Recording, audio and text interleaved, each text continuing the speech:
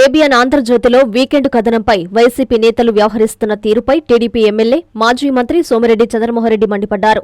శుక్రవారం నెల్లూరులో ఎమ్మెల్యే సోమిరెడ్డి చంద్రమోహన్రెడ్డి విలేకరులతో మాట్లాడుతూ వైసీపీ నేతలు కాకాని గోవర్ధన్ రెడ్డి, అంబటి రాంబాబు, పేర్ని నాని తదితరులు వాడిన భాష కంటే ఆంధ్రజ్యోతి ఎండీ వేమూరి రాధాకృష్ణ వాడిన భాష పెద్దదేమీ కాదన్నారు. ఆంధ్రప్రదేశ్ రాష్ట్రాన్ని వైసీపీ నేతలు ఉత్తర కొరియా అనుకుంటున్నట్లు ఉన్నారని వ్యంగ్యంగా అన్నారు. మగాళ్లు అయితే రండి అంటూ సవాల్ విసిరిన మాజీ మంత్రి కాకాని చింతామణిలో ఎందుకు దాంకున్నట్లు అంటూ ఆయన సందేహం వ్యక్తం చేశారు. రామోజీరావు, రాధాకృష్ణ మీద కేసులు పెడతామని బెదిరిస్తున్నారని వైసీపీ నేతలపై మండిపడ్డారు. టీడీపీ వాళ్లకి క్రమశిక్షణ ఉందన్నారు. వైసీపీ నేతలలాగా తమకు మాట్లాడడం రాదని చెప్పారు. హైకోర్టు తీర్పు వైసీపీకి చెంపపెట్టు అని ఈ సందర్భంగా సర్వేపల్లి ఎమ్మెల్యే గుర్తు చేశారు. జగన్ ప్రభుత్వ హయాంలో 3,500 కోట్లు మద్యం మాఫియా వల్ల 50,000 మంది చనిపోయారని ఆవేదన వ్యక్తం చేశారు. వైఎస్ రాజశేఖరరెడ్డి మృతి చెందిన ఘటనలో శాసనమండలిలో ప్రతిపక్ష నేత బొత్స సత్యనారాయణ కన్నీరు పెట్టుకున్నారు. కానీ వైఎస్ జగన్ పాత్రను ఖండించలేదని ఈ సందర్భంగా సోమిరెడ్డి వివరించారు. రాష్ట్రాన్ని సర్వనాశనం చేసిన వైసీపీ తిరిగి అధికారంలోకి వచ్చే అవకాశమే లేదని జోస్యం చెప్పారు. ఆంధ్రప్రదేశ్కు చంద్రబాబు పాలనలో వస్తున్న పెట్టుబడులు చూసి వైసీపీ నేతలు తలదించుకోవాలన్నారు. గత వైసీపీ ప్రభుత్వం చేసిన పాపాలకు ఈరోజు అనుభవిస్తున్నారని పేర్కొన్నారు. కాకాని బహిరంగంగా పత్రికాధిపతులను బెదిరిస్తుంటే పోలీసులు ఎందుకు ఆలోచిస్తున్నారో అర్థం కావడం లేదన్నారు. కాకానిపై కేసులు నమోదు చేయాలని ఈ సందర్భంగా పోలీసులను సర్వేపల్లి ఎమ్మెల్యే సోమిరెడ్డి డిమాండ్ చేశారు. గతంలో అధికారంలోకి వస్తే మొదటి సంతకాలు ప్రజా సంక్షేమం మీద ఉండేదని, రేపు జగన్ అధికారంలోకి వస్తే ఆంధ్రజ్యోతి రద్దు మొదటి సంతకం అంటున్నారని సోమిరెడ్డి చంద్రమోహన్రెడ్డి వ్యంగ్యంగా అన్నారు. ఆంధ్రజ్యోతి చైర్మన్ రాధాకృష్ణ గారు వీకెండ్ కామెంట్స్ మీద అసలు ఏంటి మీరు వాడే భాష ఏంటి, మీ థ్రెటనింగ్ ఏంటి, మీ బెదిరింపులు ఏంటి అని, అంటే ఏమైనా ఉత్తర కొరియా అనుకున్నారు? ఇదే నార్త్ కొరియానా? మీరంతా డిక్టేటర్సా? 11 సీట్లు ఇచ్చి ఇంట్లో కూర్చోబెడితే ఇక్కడ నెల్లూరులో ఆయన కాకాని రే రాండ్రా కొత్త పలుకుండదు, చెత్త పలుకుండదు, రాధాకృష్ణ ఉండడు. మేము అధికారంకి వచ్చిన తర్వాత రాధాకృష్ణ ఉండడు అంటే చంపేస్తారా?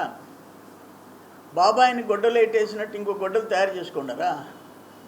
రాధాకృష్ణ ఉండడేందని ఎందుకు అంత కొవ్వేంటి? రాండ్రా అన్నావు, మగోళ్ళైతే రాండ్రా అన్నావు. నువ్వు చింతామణిలో ఎందుకు దాముకున్నావు? నిన్ను చింతామణిలో ఎందుకు పట్టుకోవాల్సి వచ్చింది? దాదాపు 204 డేస్, 80 రోజులు పోతే 140 రోజులు ఫేక్ డాక్యుమెంట్స్ కేసులో తప్పించుకున్నావు, ఇక్కడ తప్పించుకున్నావు. నువ్వేంది మగోళ్ళైతే రాండ్రా అనేది? జగన్మోహన్ రెడ్డి మాట్లాడతాడు, స్టేషన్ల చుట్టూ తిప్పుతా, రాధాకృష్ణని స్టేషన్ల చుట్టూ తిప్పుతా, మా వాడని అక్రమ అరెస్ట్ చేసి రక్టే చేయిస్తా. నీకేమన్నా కొత్త? రామోజీరావు గారు ఒక బ్రాండ్, ఆయన బెడ్ మీద ఉన్నాడు, ఆయన మీద కేసులు పెట్టి అరెస్ట్ చేసేదానికి తీవ్ర ప్రయత్నం చేశావు, కోర్టులు ఆపినాయి. రాధాకృష్ణ గారి మీద పెట్టావు కేసులు, తప్పుడు కేసులు పెట్టావు. నీకేమన్నా ఇప్పుడు కొత్త? నువ్వు స్టేషన్ల చుట్టూ తిప్పేదానికి అంటే నువ్వు ముఖ్యమంత్రి అయిపోయినావా? ఎవరు చేశాడు నేను ముఖ్యమంత్రి? ఎవరు తెచ్చారు మిమ్మల్ని అధికారంలోకి? నేను ఒక్క మాట అడుగుతుండా, కాకాని, జోగి రమేష్, అంబటి, కొడాల నాని, వల్లభనేని వంశీ వీళ్ళు వాడిన భాషకైతే రాధాకృష్ణ గారు కొత్త పలుకులో ఆయన కామెంట్స్కి రాధాకృష్ణ ఉండడు, ఆంధ్రజ్యోతి ఉండదు అంటే వీళ్ళందరినీ ఏం చేయాలా? అంతెందుకు నెల్లూరులో తల్లిదండ్రులను తిట్టినోడేందని ఇప్పుడు మగోళ్ళు అయితే రాండ్రా అనేది అసలు ఒక విలన్ పిలిచినట్టుంది. అక్కడ నీ ఫేస్ చూసుకో, ఒక విలన్ పిలిచినట్టుంది. రాండ్రా మగోళ్ళు అయితే సిగ్గుందా నీక? మీరందరూ మాట్లాడిన భాషకి, తల్లిదండ్రుల్ని హీనంగా మాట్లాడిన భాషకి చంద్రబాబు నాయుడు గారి దగ్గర నుంచి, మా దగ్గర నుంచి అందరినీ మిమ్మల్ని ఏం చేయాలా? మిమ్మల్ని లేపియాలనా? అంటే మీరు చెప్పేది అదేనా? అరే మేము తిరిగి అటువంటి భాష మాట్లాడలే, ఇక్కడే ప్రెస్ కాన్ఫరెన్స్ పెట్టా. నువ్వు మా తల్లిదండ్రులు తిట్టినప్పుడు నీకు సంస్కారం లేదు, మాకుంది, ఆ భాష మేము వాడము, నీ తల్లిదండ్రులన్నా మాకు గౌరవం ఉంది, నీ అక్క చెల్లి నీ నీ సతీమణి అన్న మాకు గౌరవం ఉంటుంది, నీకు లేదు అని చెప్పి మాట్లాడాం. అటువంటి పని మేము చేయలే. ఇప్పుడు ఆయన చెప్తున్నాడు, కాకాని గోవర్ధన్ రెడ్డి అసలు ఉండదంట పేపరు, అసలే ఉండదంట, ఒరే తరే. మాకైతే అర్థం కావటం ఆ భాష. ఈరోజు హైకోర్టు ఏం మాట్లాడింది? రాజకీయ పార్టీల మధ్య సైద్ధాంతిక విభేదాలు ఉండొచ్చు, రాజకీయ విమర్శలు చేసుకోవచ్చు, కానీ కుటుంబ సభ్యులను అవమానించే హక్కు ఎవరికి లేదు, వ్యక్తిగత ప్రతిష్టను దిగజార్చే హక్కు ఎవరికి లేదు అని మాట్లాడారు. మీరు వాడిన భాష ఏంటి? చంద్రబాబు నాయుడు గురించి, మా గురించి, అంబటి రాంబాబు దగ్గర నుంచి, నీ దగ్గర నుంచి ఏం మాట్లాడారు? మీరు ఎంత ఘోరంగా మాట్లాడినారు. మీరు అసలు మద్యం కేసులో నేను జగన్మోహన్ రెడ్డిని స్ట్రైట్గా అడుగుతుండా, నువ్వు ముఖ్యమంత్రి చేసావు, నువ్వేదో పండితుడు అని చెప్పినట్టు, వేదాలు చెప్పినట్టు ప్రయత్నం చేస్తున్నావు. అరే ఈరోజు 3,500 కోట్లు ఎంతమంది జైళ్ళకి పోయేసి ఇచ్చారు? 3,500 కోట్లు, దాని గురించి మాట్లాడవే? ప్రూవ్డ్ కేసు, కొన్ని వేల మంది చచ్చిపోయినారు, దాదాపు 30,000 మంది ప్రాణాలు పోయినాయి. ఈ కాకాని గోవా మధ్యంలో ఎంతమంది చచ్చిపోయినారు? ఈరోజు మీరు వేదాలు చెప్తున్నారు. 43,000 కోట్ల సిబిఐ కేసులో నువ్వు ముద్దాయివే. 43,000 కోట్లు, 16 నెలలు జైల్లో ఉండొచ్చినోడివి. ఈరోజు అచ్చెన్నాయుడు మాట్లాడిన దానికి ఆయన ఎందుకు కళ్ళనీళ్ళు పెట్టుకున్నాడు? ఖండించలేదే. బొత్స రాజశేఖర రెడ్డిని జగన్మోహన్ రెడ్డి చంపించి ఉండొచ్చు అంటే, ఆ రోజు నువ్వు ఇచ్చిన స్టేట్మెంట్ పేపర్ చూపించాడు, పేపర్ కటింగ్ చూపించాడు, నువ్వు ప్రెస్లో మాట్లాడు, నువ్వు ఖండించకుండా కళ్ళని పెట్టుకున్నావే పాపం పిల్లోడు. అంటే మీరు మాట్లాడిన మీ నాయకుడు ఈరోజు రెచ్చిపోయి మాట్లాడుతున్నాడు. అంటే తలా ఒక గొడ్డలు పెట్టుకున్నారా ఇప్పుడు మా కోసం మీరా?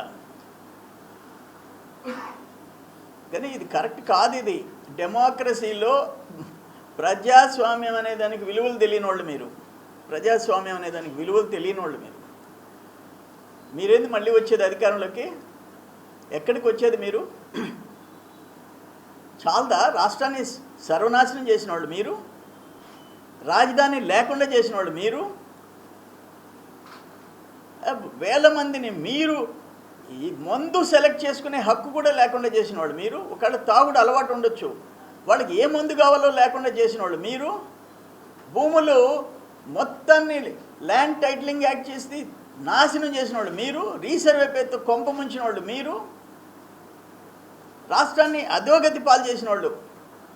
ఈరోజు ఎంత పెట్టుబడులు వస్తున్నాయి? సిగ్గుతో తలదించుకోండి. అంటే మీరు ఎట్టుందంటే, మేమేదో ఒక పద్ధతి అయిన వాళ్ళమే, మేము సాధు జంతువులమే, తెలుగుదేశం వాళ్ళు రౌడీజం చేయరు, కక్ష సాధింపులకు రారు అని మీ ఇష్టం వచ్చినట్టు మాట్లాడతారా? మీ ఇష్టం వచ్చినట్టు ఇప్పుడు కూడా మేము అధికారంలో ఉన్నప్పుడు కూడా మాట్లాడతారా? 5 ఏళ్ళు మీ ఘోరంగా మాట్లాడినారు. తెలుగుదేశం పార్టీ కార్యాలయం మీద దాడి చేశారు, ఇంకా కూడా సిగ్గు రాలేదా? అందుకని 11 సీట్లు ఇచ్చారు. ఈ చేసిన పాపాలు ఈరోజు అనుభవిస్తున్నారు. 11 సీట్లు ఇచ్చారు.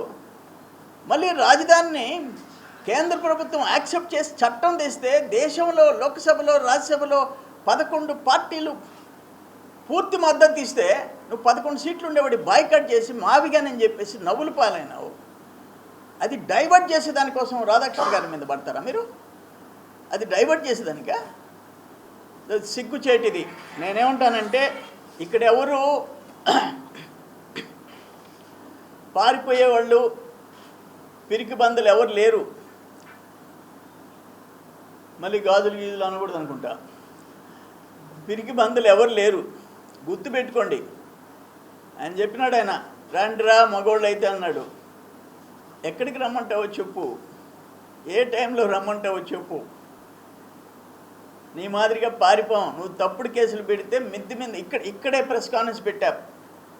దమ్ముంటే వచ్చి అరెస్ట్ చేసుకోమన్నా, నీ మాదిరిగా పారిపోలే పిల్లిలాగా. ఏంటి ఆ పొగురేంది, ఆ బాడీ లాంగ్వేజ్ ఏంది? ఎందుకంత కొవ్వు? ఫ్యాట్ తగ్గించుకో. ఇప్పుడు ఇంజక్షన్లు వచ్చి ఉన్నాయి, ఒకసారి ఆ ఇంజక్షన్ చేయించుకొని తగ్గించుకున్నావు, మళ్ళీ ఫ్యాట్ పెరిగిపోయింది, మళ్ళీ ఇప్పుడు ఏదో కొత్త మందులు వచ్చినాయి, చేయించుకో. అంత కొవ్వేంటి? ఇది ఒక పద్ధతి కాదు. సొసైటీలో నువ్వు రాధాకృష్ణ అయినా మమ్మల్ని అయినా ఎవరినైనా నీ ఇష్టం వచ్చిన భాష వాడుతుంటే నేను ఇంకో మాట చెప్తుంటా. పోలీసు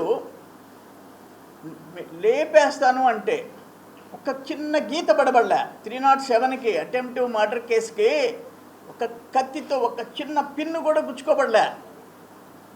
నిన్ను లేపేస్తే దిక్కేంది, నిన్ను చంపేస్తానన్నాడు, నన్ను చంపేస్తానన్నాడని పెడితే కాగితం మీద 307 వస్తుంది.